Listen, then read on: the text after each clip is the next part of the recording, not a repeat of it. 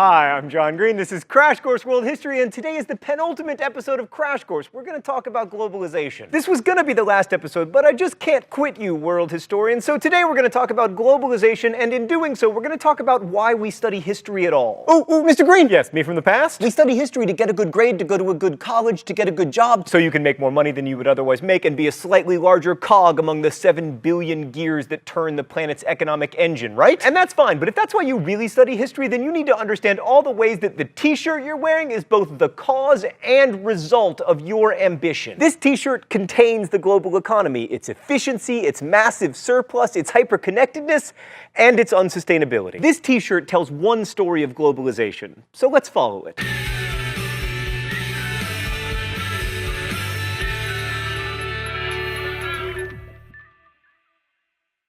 So globalization is a cultural phenomenon. It's reflected in contemporary artwork and population migration and linguistic changes, but we're going to focus, as we so often have during Crash Course, on trade. So the world today, as symbolized by our international felt melange, experiences widespread global economic interdependence. Now, of course, economic interdependence and the accompanying cultural borrowing are nothing new. You'll remember that we found trade documents from the Indus Valley civilization all the way in Mesopotamia. But for a few reasons, the scale of this trade has increased dramatically. 1. Multinational corporations have global reach and increasing power. 2. Travel and shipping are cheap and safe. It took about 2 months to cross the Atlantic in 1800. Today, it takes about 5 hours by plane and less than a week by ship. 3. Governments have decreased tariffs and regulations on international trade, leading to what is sometimes called, euphemistically, free trade. To which I say, if this trade is so free, how come BBC America is in the premium tier of my cable package? To understand the role that governments play in international trade, let's look again at this t-shirt. This t-shirt, like most t-shirts made in the world, contains 100% American cotton. And that's not because the US makes the best cotton or the most efficient cotton, it's because the US government subsidizes cotton production. And that's what makes this cotton cheaper than cotton of similar quality from Brazil or India. But in the last 30 years, the US's share of cotton exports has gone down as Brazil, India, and Africa's cotton exports go up. And that trend will likely continue as the US moves away from its expensive cotton subsidies. In fact, these days it's already possible to find t-shirts with Brazilian, Indian, or Ugandan cotton, or a mixture of cottons from all around the world. But because the American government doesn't subsidize industry in the way it does agricultural production, the actual spinning and weaving of the cotton takes place in lower wage countries: Mexico, Guatemala, Vietnam, China,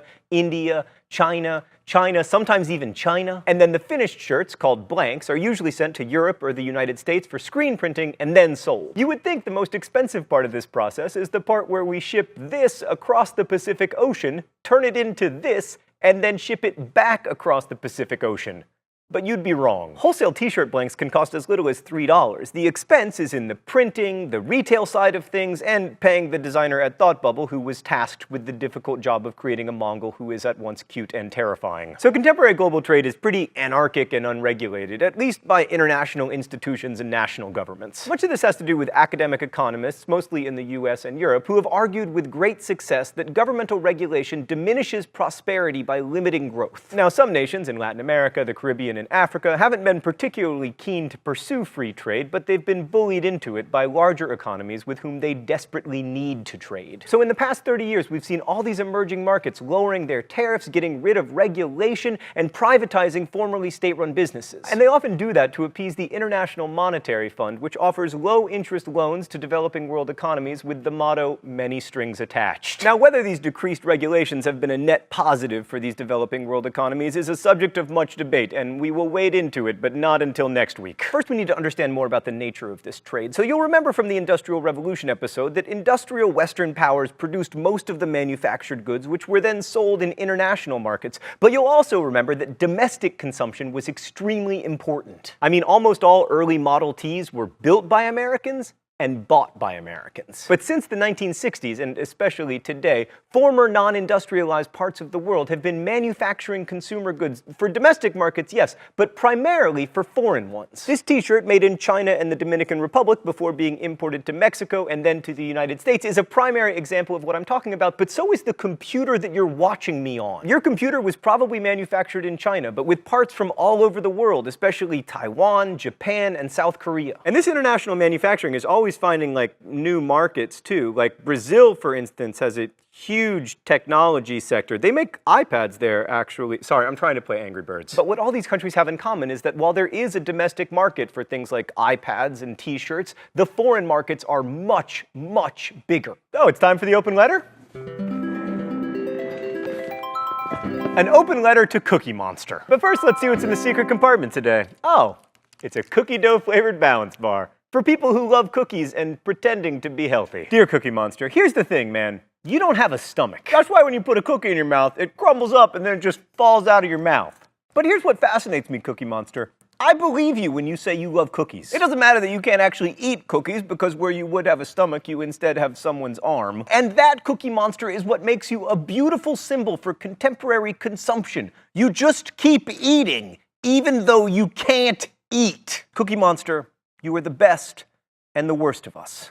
Best wishes, John Green. So although diehard Marxists might still resist this, by 2012 it's become pretty obvious that global capitalism has been good for a lot of people. It's certainly increased worldwide economic output, and while American auto workers may suffer job loss, moving manufacturing jobs from high-wage to lower-wage countries allows a greater number of people to live better than they did when the first and second worlds monopolized manufacturing. And while I don't want to conflate correlation and causation, some 600 million people have emerged from poverty in the last 30 years, at least according to the World Bank's definition of poverty, which is living on less than $1.25 a day. Americans can argue about whether absurdly inexpensive clothes, shoes, and televisions are worth the domestic economic and social dislocation, but for the Vietnamese worker stitching a pair of sneakers, that job represents an opportunity for a longer, healthier, and more secure life than she would have had if those shoes were made in the USA. But before we jump on the celebratory globalization bandwagon, let's acknowledge that this brave new world has some side effects. For instance, it maybe hasn't been so good for families, it definitely has not been good for the environment, and also there's a chance that globalization will spark like the end of the human species. But we're going to talk about all that next week. For today, let's bring on the bandwagon and ride straight for the thought bubble. So these days, people move more than they ever have. 21% of people living in Canada were born somewhere else, as was an astonishing 69% of Kuwait's current population. Migration has become easier because 1, air travel is pretty cheap, especially if you only take a few plane trips in your life, and 2, it's relatively easy and inexpensive to stay in touch with relatives living far away thanks to Skype, mobile phones, and inexpensive calling cards. Also 3, even with increased industrialization in the developing world, economic opportunities are often much better in wealthy countries. Remittances, money sent home by people working abroad,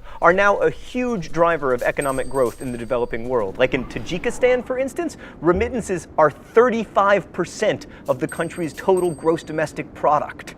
With all these people moving around the world, it's not surprising that globalization also means cultural blending. When people move, they don't just give up their literary, culinary, artistic, and musical traditions. Globalized culture is a bit of a paradox, though, because some people see culture today as increasingly Americanized, right? Like, Friends is currently broadcast in over 100 countries. You can find Diet Coke for sale deep in the jungles of Madagascar. The NBA is huge in China. There are fewer languages spoken today and probably less cultural diversity. But on the other hand, an individual's access to diverse cultural experience has never been greater. Bollywood movies, Swedish hip-hop, Brazilian soap operas, highlights from Congolese football matches, these are all available to us. Culinary cultural fusion is all the rage. More novels are translated from languages than ever before, although few are actually read. And in the surest sign of cultural globalization, football, the world's game, has finally reached America, where broadcasts of the greatest collective enterprise humanity has ever known, Liverpool Football Club, got record ratings in 2012. Thanks, Thought Bubble. Hey, one last request. Could you put me in a Liverpool jersey on the pitch at Anfield, raising the Premier League trophy with Steven Gerrard hugging me? Yes, just like that. Oh, Thought Bubble, I love you so much. Okay, so this all brings us to how globalization has changed us and whether it's for the better. Assuming you make the minimum wage here in the United States, this t-shirt, purchased at your friendly neighborhood e-tailer dftba.com, will cost you about 3 hours worth of work. And yes, that does include shipping. By the time it arrives at your door, the cotton within that t-shirt will have traveled by truck, train, ship, possibly even airplane if you opt for priority shipping. And it will probably have traveled further than Magellan did during his famous circumnavigation of the globe. You get all that for 3 hours of work. By contrast, a far less comfortable garment several hundred years ago would have cost you 10 times as much work. But these improvements have been accompanied by change so radical that we struggle to contextualize it. Like, the human population of our planet over time looks like this. Dang. Like in 1800, there were 1 billion human beings on this planet, and that was more than had ever been seen before. And we live more than twice as long on average as humans did just 2 centuries ago, largely due to improved healthcare for women in childbirth and their infants, but also thanks to antibiotics and the second agricultural revolution that began in the 1950s, the so-called Green Revolution that saw increased use of chemical fertilizers lead to dramatically higher crop yields. Of course, these gains haven't been evenly distributed around the world, but chances are, if you're watching this, you A, survived childbirth, and B, feel reasonably confident that your children will as well. That's a new feeling for humans, and as a parent, I can assure you, it's a miracle, and one to be celebrated. We study history so that we can understand these changes, and so that we can remember both what we've gained and lost in getting to where we are. Next week, our last week, we'll look at the many facets of globalization that aren't causes for celebration. But for today, let's just pause to consider how we got from here to here.